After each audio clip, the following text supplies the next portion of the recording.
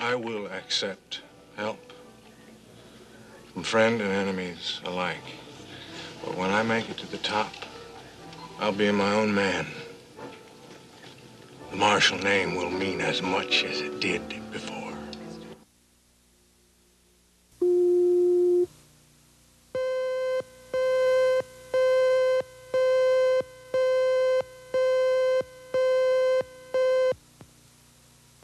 I could speculate that he was involved for his expertise.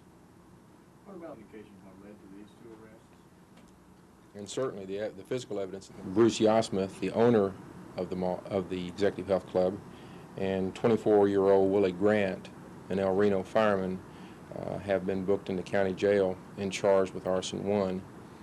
These two arrests bring to 3 the number of persons arrested and so charged in connection with the fire. We have had from the beginning a lot of good physical evidence and a lot of cooperation on the part of various persons involved in the case or touched by the case, including hotel and mall employees. And we've known for a couple of days pretty much who we were looking for. It's just a matter of bringing them into custody.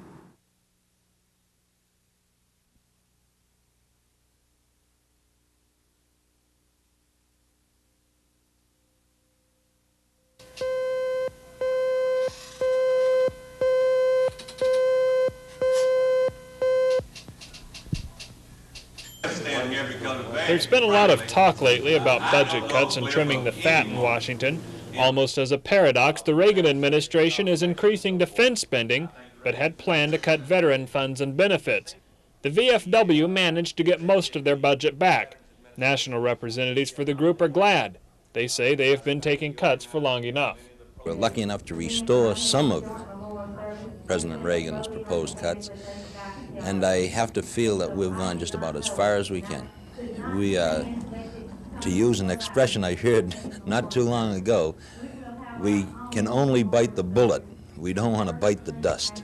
And I think that's just about puts it in perspective of what we've talked about before. We'll take our cuts and we'll do our bit for the country. The veterans were meeting in Oklahoma City this weekend for the annual convention of the Southern Conference. The Southern Conference consists of veterans from 14 states who will help to elect national leaders who will continue to work for the benefit of foreign war veterans.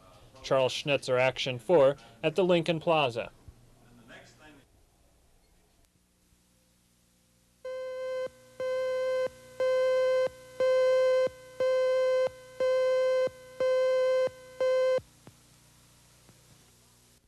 At least 5 independent investigations are underway to determine why the concrete and steel structure collapsed. Experts say that the catwalk was designed like a suspension bridge with 6 steel rods supporting the center of the 100-foot span. Hotel officials claim the structure was designed to accommodate many more people than the 100 or so who were dancing on it when it collapsed. So why did it fail? Some experts speculate that foot-tapping dancers might have touched off a rhythmic vibration through the structure that put more stress on the bridge than it could handle. But local architect Jim Loftus doesn't buy that vibration theory. I just don't think that there were enough people involved. I don't think that the number they were playing, Satin Doll, Duke Ellington, I don't think that kind of music kicks out the kind of extreme conditions to produce this vibration effect. I think they'll be looking at either a design error or a manufacturing error or a construction error. It's going to fall in one of those 3 areas, I think. Loftus says the investigations will be time-consuming. He says it could be months before we find out just why the catwalk collapsed. Scott Wallace, Action 4.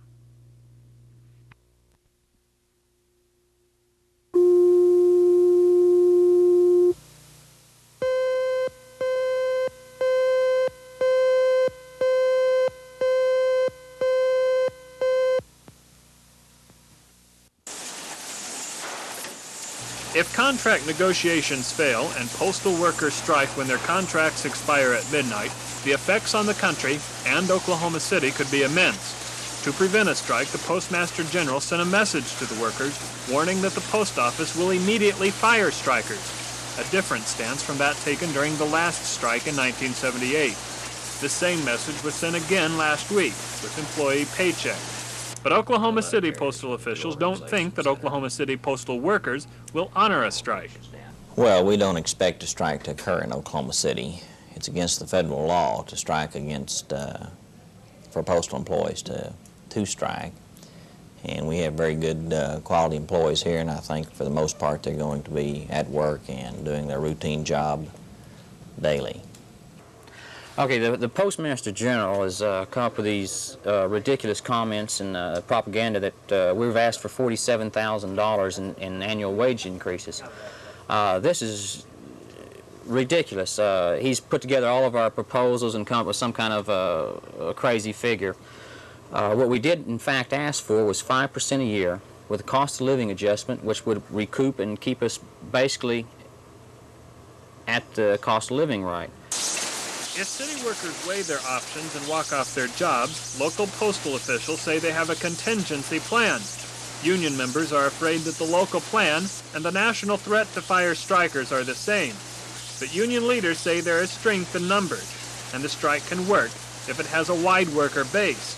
They hope that enough Oklahoma City workers will walk that the government can't afford to fire them all. Charles Schnitzer, Action 4 at the Main Branch Post Office.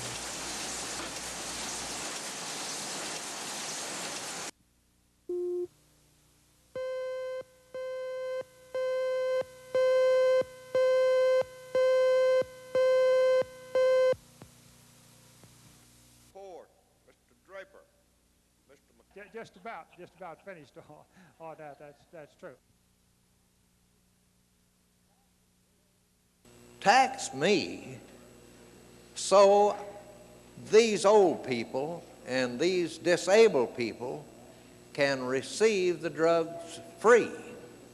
So that's that argument about why it taxes the sick. It's nothing but pure politics. That's all in the world, you can call it.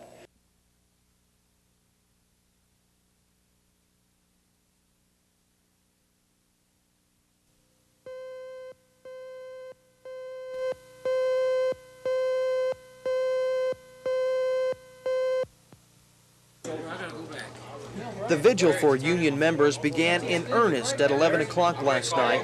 That's when the contract between the Postal Service and its two biggest unions officially ran out. Every time the telephone rang, hope shot up, only to be put on hold with news from Washington, D.C. The impending strike had been delayed one more hour as bargaining intensified. He'll call again. The contract has been extended for 1 hour. All right, that took right about 26 minutes to call down, just to see two. The waiting seemed to drag on forever. Even the most vitally interested union members couldn't help letting the hours of sleeplessness finally catch up with them. Then at 4 a.m., after 5 hours of waiting, came the word everyone in the building had been waiting for. Okay, they signed off on it tentatively, uncapped COLA. Right. Okay, that's what they were harping on. The management wanted to cap COLA. 3 annual pay raises. The first one's $700, which is immediately. 600 and 600. They left. They were trying to take away and make us pay a greater share of the health benefit plan. They left that uncapped. Okay, that's all I know about right now, except the NAL. Yeah, it had to be voted on. Everyone here thought it was time to go home, but this morning there was a new twist. Postal Union officials in Washington say the deal is now off, only 2 hours after it was announced a settlement had been reached. The union says there are serious inconsistencies with what they had understood previously, so it's back to the bargaining table and a threat of a postal strike again. Mark O'Neill, Action 4 at the American Postal Workers Union headquarters. 4 at the American Postal Workers Union headquarters.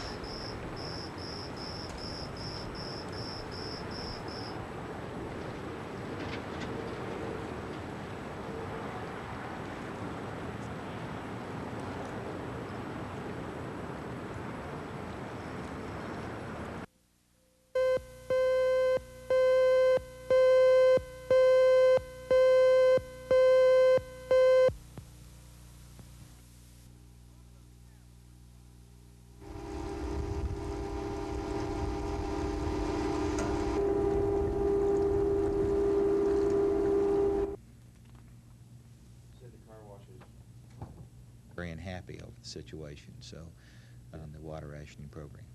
Issue citations to these individuals. And what we're doing is trying to keep water into everyone's homes and also allowing people some watering. Therefore, we will limit the hours of watering from 12 midnight to 7 a.m. on the same odd-even basis as we'd had in the past. This will eliminate approximately 5 hours of watering, and also, especially we've noticed from the hours of 7 a.m. to 10 a.m., this seems to be a very heavy water usage period. By eliminating this, we hope to cut back on some of our water usage.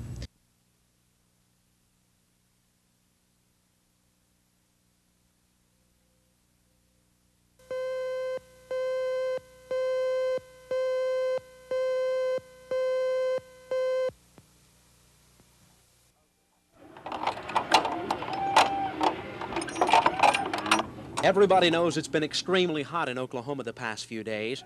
Cattle have also felt the intense heat. These cattle in central Oklahoma are surviving, but in northern Oklahoma, southern Kansas, and in the Texas Panhandle, about 5,000 head of cattle have died because of the heat.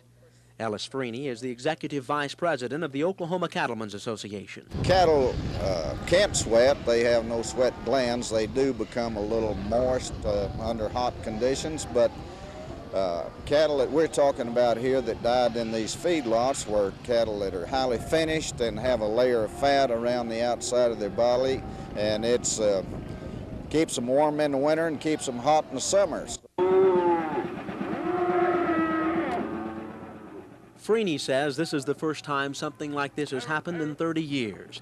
He says the extremely hot weather wasn't the reason for the deaths. He feels it was a combination of heat, humidity, and low wind speed. Ben McCain, Action 4, at the Oklahoma National Stockyards.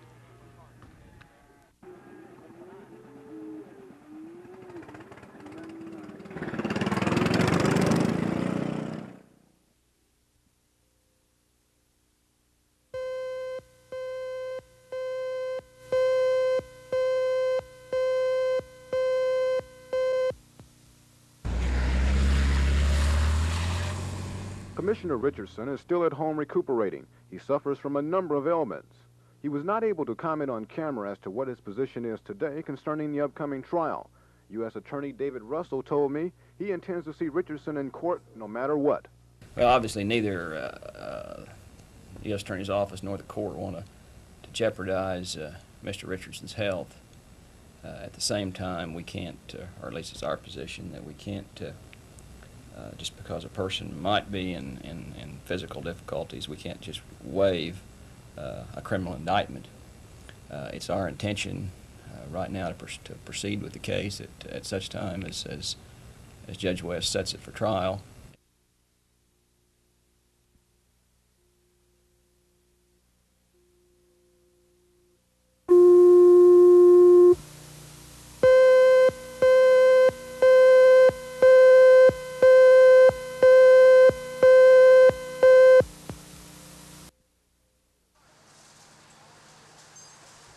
"37-year-old Donna Cohen was the apparent victim of smoke inhalation at the Continental Terrace Apartments on North Rockwell. This fire was probably started by a burning cigarette. 4 apartments were destroyed and damage is estimated at $47,000. Residents this morning began picking up what's left. Some of them did jump from second-story windows in that early morning fire. In Tulsa, no one is quite sure what caused this two-alarm blaze that gutted several units of the French Villa apartments. A stray cigarette could have caused the fire also. Workers that had been re-roofing the apartments warned residents about the fire. No one was injured, but 5 firemen were treated for heat exhaustion. 21 units were involved, and damage is estimated at $500,000. Tony Stizza, Action 4.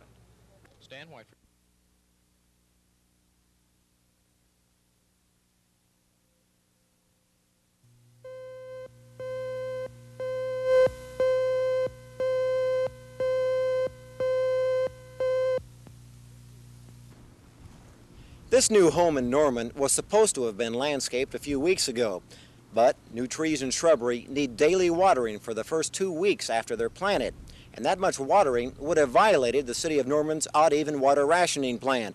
So the owner of this home and dozens of others in Norman have postponed their landscaping plans. Those cancellations have hurt Norman nurseryman Henry Greason. Normally his lath house would be nearly empty. Instead, it's chock full of shrubbery. So Greason and 3 Norman landscape contractors have filed suit against the city.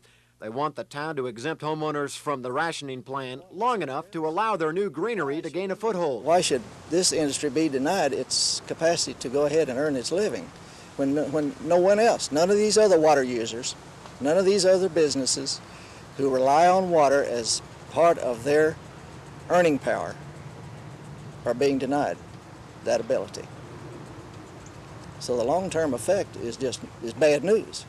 We've never excluded the nurseries from watering during their initial phase of installation.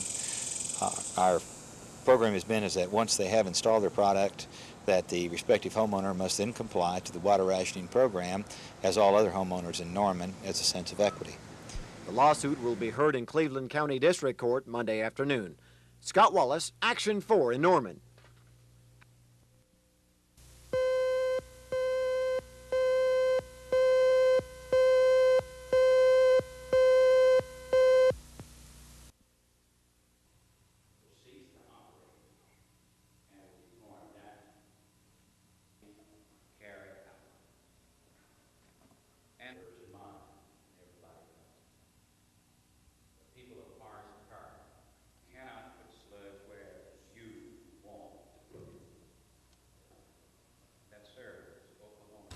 This is sludge.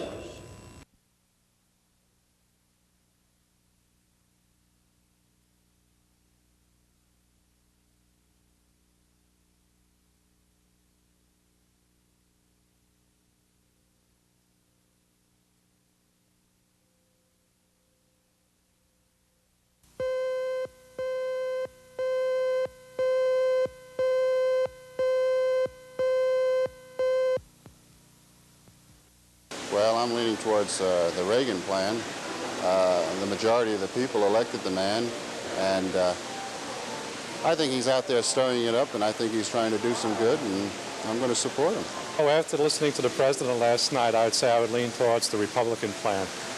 And I think that President Reagan is doing great things for the country, and I think is what we need to boost some of the economy will be the tax plan, and will help everyone out.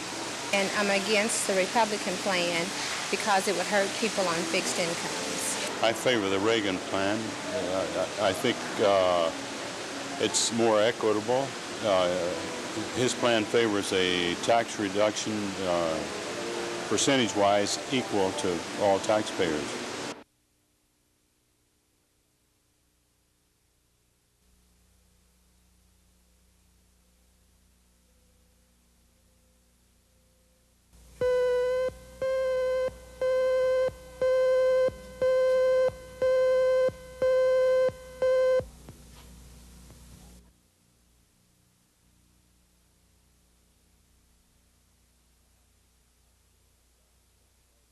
Not actually in a drought situation, although at this time of the year in Oklahoma you've always got some dry areas.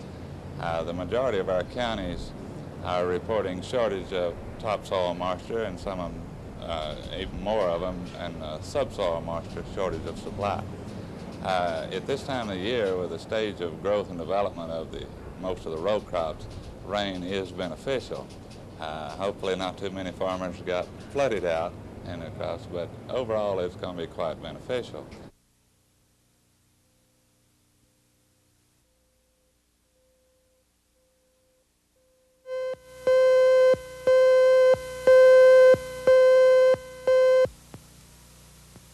A management firm has been hired by the City of Dallas to make recommendations to them. I think that they probably will be making a list of recommendations of possible candidates sometime this week, and I can't tell you anything more about it than this, but they certainly haven't talked to me about the job. I haven't accepted it. There's been no decisions made, so I don't want to spoil your story, but there's just... Have you formally applied for the job? No, not at this point. Are you interested in the Dallas city manager's job? Well, I think anybody would have to look at the largest city in the country with a city manager, form of government, and currently pays a salary of $90,000 and has the challenge and the budget and the opportunity.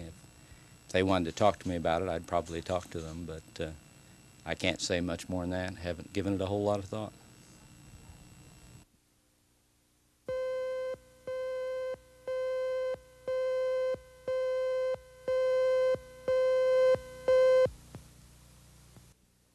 Some viewers write in and ask, our father married a younger woman after divorcing our mother a few years ago. His will states that his second wife is to receive everything he owns. She is supposed to do the right thing and leave everything to us rather than to her own relatives. We don't believe she'll do that, but it will only make trouble with father to discuss it. Can his will be broken after his death so that his own children might share in his estate? Well, if the language of his will shows that it was your father's clear intent to disinherit or exclude his children from a share in his estate, that does not in and of itself invalidate his will. Although any child can contest the will, you will have to prove to the court that your father was incapable of understanding what he was doing at the time the will was made, or that he made the will like he did as a result of fraud, duress, or undue influence. For Action 4, this is Ray Vaughn with Legal Briefs.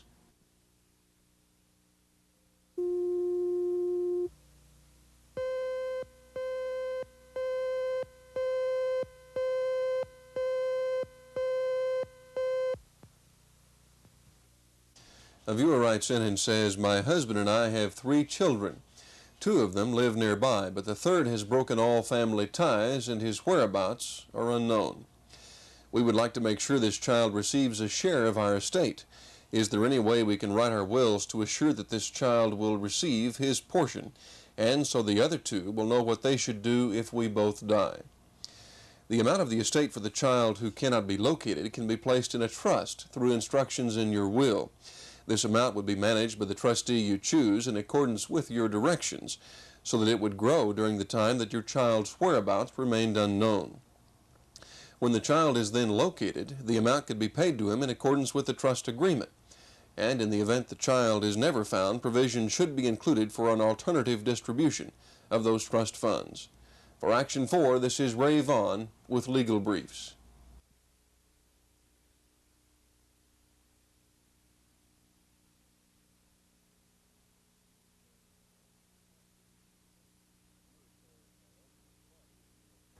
A viewer says, my elderly father deeded his home and income-producing property to me 6 years ago. The deeds give him continued possession and benefits from the property until his death. Now he's married a young woman and wants to leave everything to her. Are the deeds binding or can he change them? Also, can he sell the property without my approval and signature? When your father deeded his property to you, he retained what is called a life estate in it. He retains the right to use and acquire income from the property, although he no longer holds title to it. If the transfer was intended as a gift, or if you purchased the property from him and did not obtain it as a result of fraud, duress, or undue influence, then there is little he can do without your approval and signature. He could convey what he owns in the property, which is his life estate, without your permission. However, that interest, no matter who it is held by, terminates upon his death, and you would become the owner of the property. For Action 4, this is Ray Vaughn with Legal Briefs.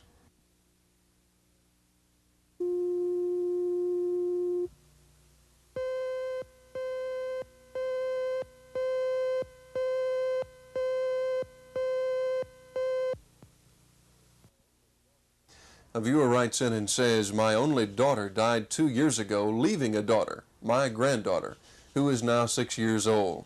I haven't heard from the child or her father for over a year now. What legal rights do I have, if any, and what steps can I take to acquire visitation with this child? Oklahoma law provides that a grandparent shall have reasonable rights of visitation when it's in the best interest of the child. The district court has jurisdiction to establish and enforce such visitation rights upon the filing of an application for such by you, the grandparent. A notice of your application is given to the parent having custody of the child, and such an action should be brought in the county in which the parent and child are living. If they're in another state, then you should contact an attorney there to determine what rights you may be entitled to under that state's laws. For Action 4, this is Ray Vaughn with Legal Briefs.